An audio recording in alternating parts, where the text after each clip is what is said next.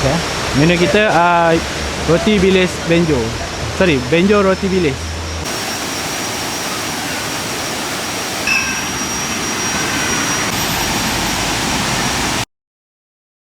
First kita buat scrambled egg. So telur ni dah basuh. Kita perlukan dalam 7 atau 8 biji telur.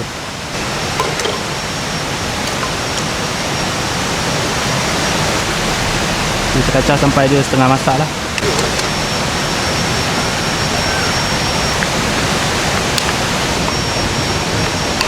So kita guna roti bilis daripada Gardenia. So kita kena potong dia separuh lah. So, kalau nak sedap lagi boleh letaklah sos mayonnaise ataupun sos chili lah. Lebih simple, so boleh lah untuk piknik-piknik ataupun untuk makan sarapan pagi. Next time bro.